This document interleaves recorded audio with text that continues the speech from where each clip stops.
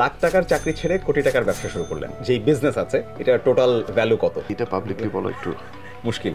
উদ্যোক্তা হচ্ছে মাইন্ডসেট, যে সাহস বা ঝুঁকি গ্রহণের যে মানসিকতা, সেটা যদি আপনার না থাকে উদ্যোক্তা হওয়া আপনার কঠিন। আপনি যে ব্যবসা শুরু করলেন এটার এই অর্থটা কোথায় পেয়েছেন? কলিগদের মধ্যে থেকে ইনভেস্টমেন্ট পেয়েছে। কার আসলে চাকরি করা উচিত, কার আসলে ব্যবসায়ী করা উচিত? কাউকে কোনো কিছু চাপিয়ে দেওয়াটা উচিত হবে না, তাদের যেটা পছন্দ তারা সেটা বেছে নিবে। আপনার ফ্যামিলি আপনাকে কেমন সাপোর্ট? ফ্যামিলির পক্ষ থেকে আসলে কোনো সাপোর্ট নাই।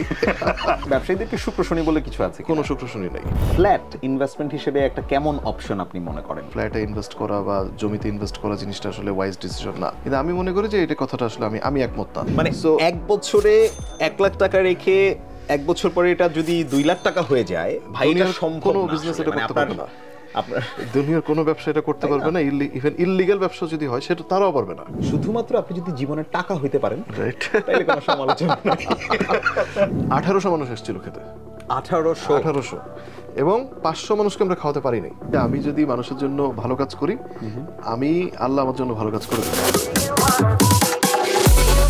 সৈয়দ আব্দুল্লাহ শাওন বাংলাদেশের অন্যতম মাল্টিন্যাশনাল কোম্পানিতে 8 বছরের চাকরি ছেড়ে প্রতিষ্ঠা করেছেন নিজের রিয়েল এস্টেট বিজনেস। মাত্র 2 বছরেই তৈরি করেছেন কয়েক কোটি টাকার ব্যবসা। বর্তমানে তার প্রতিষ্ঠানে কাজ করছেন প্রায় 50 জন মানুষ। ব্যবসার পাশাপাশি শাওন জেসিআই বাংলাদেশের রিজিওনাল ভাইস প্রেসিডেন্ট হিসেবেও দায়িত্ব পালন করছেন। তরুণদের দক্ষতা উন্নয়ন, সামাজিক কর্মকাণ্ড ও ক্রীড়াক্ষেত্রে অবদান রেখে চলেছেন এই মানুষটি। যদি চাকরি ছেড়ে ব্যবসা করার স্বপ্ন দেখেন, আজকের এপিসোড তাহলে আপনার জন্যেই।